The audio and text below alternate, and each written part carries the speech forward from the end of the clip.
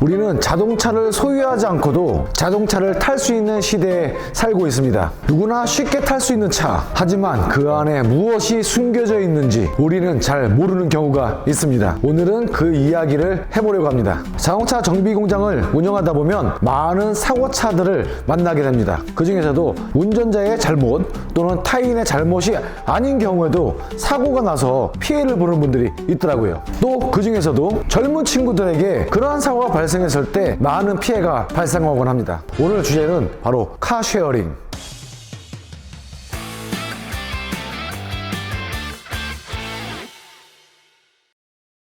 카쉐어링은 무엇일까요? 스마트폰 하나로 빌리고 반납까지 할 수 있는 공유 자동차 시스템이죠.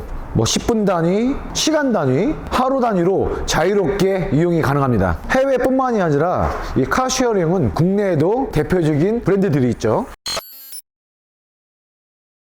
급한 외출 또는 데이트, 여행, 자동차가 필요한 많은 부분에서 이용이 가능합니다. 주위를 둘러보면 카쉐어링을 쉽게 접할 수 있는 정차되어 있는 카쉐어링 차량들을 많이 볼 수가 있습니다. 다양한 연령대의 사람들이 자주 이용하고 있죠. 저 또한 카쉐어링을 종종 이용하는 편입니다. 정말 편하고 좋은 것 같아요. 우리 생활에 아주 많은 부분 편안함을 주는 좋은 시스템이라고 생각합니다. 그런데 말입니다. 카쉐어링에도 일정 부분 문제가 있어요. 제 개인적인 생각을 한번 이야기해 보도록 하겠습니다. 카쉐어링 기업은 단순히 차량을 빌려주는 회사를 넘어서 대규모 플랫폼 사업자입니다. 이러한 기업의 비즈니스 모델은 차량을 소유하고 그것을 데이터 기반으로 최대의 회전율을 달성하는 것이겠죠. 여기에는 한 가지 필연적인 희생이 따른다고 생각합니다. 바로 정비 품질의 문제. 대부분의 카쉐어링 업체는 정비를 직접 하지 않습니다. 대신 하위 벤더에게 외주를 주는 형식이죠. 협력업체? 그렇게 표현을 해야 될까요?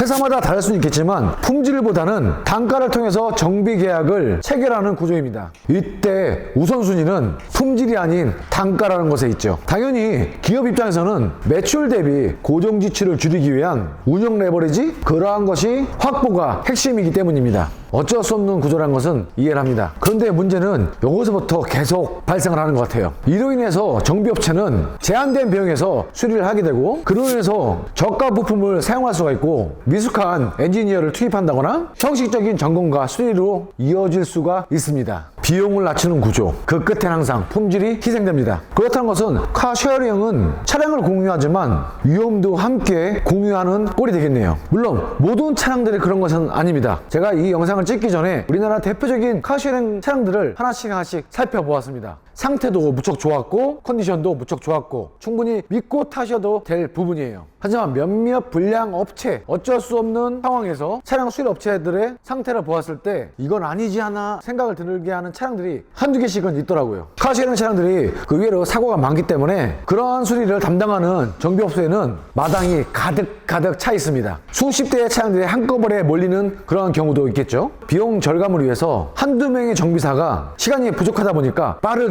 빨리 작업하는 그러한 부분들도 있습니다. 또한 단가가 중요하다 보니까 저렴한 부품을 또 사용을 하고 형식적인 점검이 이루어지는 경우가 또 발생할 수가 있겠죠. 오해하지 마세요. 카쉐어링은 단점보다 장점이 훨씬 더 많습니다. 제가 생각하는 가장 큰 단점을 몇 가지 말씀드리자면 종종 특정 차량들은 차량 내부가 지저분한 경우가 있고요. 또한 반납 시 시간적인 압박과 벌금 걱정을 할 수가 있습니다. 특정 차량들은 또 차량 상태에 대한 무언가 모르게 찝찝함, 차량 상태를 믿을 수가 없는 그런 부분, 자차보다는 운전 중에 긴장감이 높죠. 하지만 문제는 단순히 불편함에 그치지 않습니다. 실제로 많은 카쉐어링 차량들은 작게 또는 크게 사고 차일 확률이 무척 높아요. 제 개인적으로 5가지 문제점을 뽑아본다면 첫 번째로 대부분 경미하거나 중대한 사고 이력을 보유하고 있다는 것. 그로 인해서 두 번째 문제는 정비 품질의 문제입니다. 몇몇 카쉐어링 회사는 외부 협력 정비소에 최소 비용만 지불하는 곳이 많이 있죠. 그로 인해서 부품을 절약하고 또 인건비를 절약하다 보면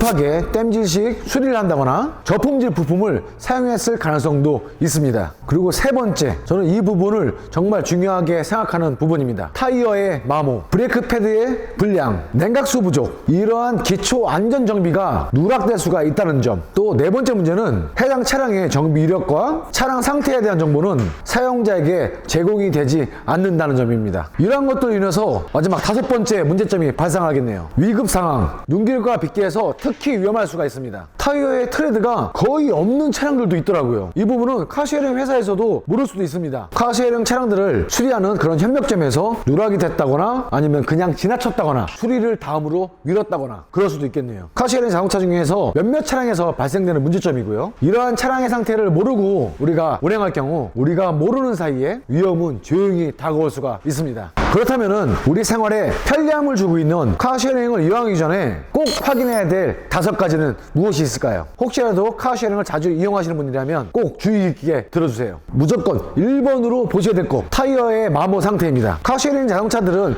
타이어가 모두가 신품일 일은 없어요. 지속적으로 쉬지 않고 일을 하는 친구들이니까요. 하지만 꼭 카시헤링을 하시기 전에 차량의 앞바퀴 2개와 뒷바퀴 2개, 총 4개의 타이어를 육안으로 꼭 확인하세요. 특정 바퀴의 마모드가 엄청나게 발생했다거나 전체적인 타이어 상태가 썩 좋아 보이지 않는다면 그 차량 말고 다른 차량을 이용하시는 것이 좋을 것 같습니다. 두 번째는 브레이크의 작동 확인입니다. 차량을 빌려서 출발하기 전에 브레이크가 잘 작동을 하는지, 혹시라도 밀리진 않는지, 스폰지 현상이 발생하지 않는지, 체인지 레버를 D레인지에 놓고 가속 페달을 밟지 않은 상태에서 브레이크 페달을 놓았을 때 차량이 천천히 움직인다면 무관하겠지만 전혀 꼼짝도 안 하고 움직이지 않는다. 그렇다면 브레이크 하나가 꽉 고착이 돼서 잡고 있을 확률도 있습니다. 그럴 경우에는 한참 운행을 하다 보면 브레이크가 파손이 되는 경우도 있습니다. 세 번째는 체크등, 점등 여부. 시동을 걸고 계기판에 경고등이 발생하는지 안 하는지 그런 부분들도 잘 보셔야 돼요. 엔진 체크등 또는 브레이크 경고등 또는 에어백 경고등, 운전자 안전에 직접적으로 연관이 되어 있는 그러한 경고등이 발생하는지 여부도 확실하게 확인하셔야 됩니다. 그리고 네 번째는 사고 흔적 확인. 범퍼나 휀더 또는 도어 특정 부분에 색 차이가 명확하게 다르다면 사고 수리를 했을 가능성이 무척 높습니다. 범퍼, 휀더, 도어를 사고 수리했다고 해서 운전자 안전에 직접적으로 연관을 주는 것은 아니지만 도장 상태를 확인했을 때 도장 상태가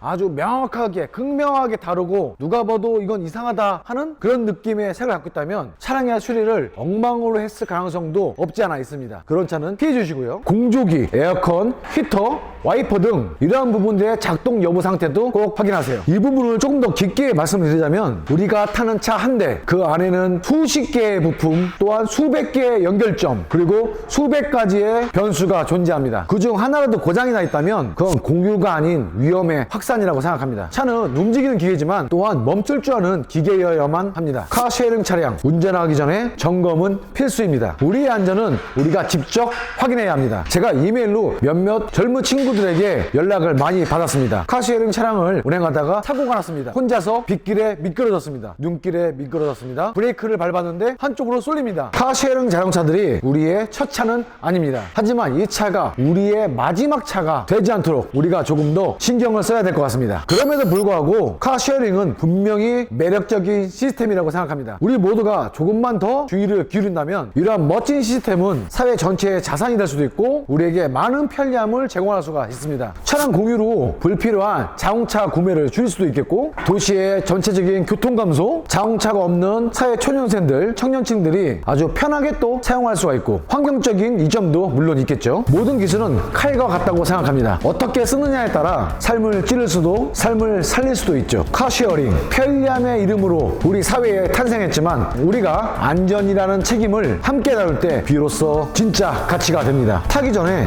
차량의 상태를 한 번 더 확인하세요. 특히 대학생 친구들이 친구와 또는 여자친구와 놀러 가기 위해서 차량 상태가 안 좋은 그런 차량들을 확인도 안 하고 카시어링해서 차량 상태가 안 좋은 상황에서 내 잘못이 아닌 이유로 사고가 나서 아주 큰 피해를 보는 그런 친구들을 종종 연락을 받기 때문에 제가 오늘 영상을 제작하였습니다. 카시어링을 수리하는 업체는 더욱더 꼼꼼하게 우리 아들과 딸들이 탈 수가 있으니까 그래도 확실하게 수리를 해주셨으면 하는 바람이고요. 이렇게 해서 오늘 이야기를 마무리하겠습니다. 오늘도 함께 해주셔서 진심으로 감사드리고 다음 시간에도 카멘 패밀리들의 즐거운 정비숍 이야기로 돌아오겠습니다.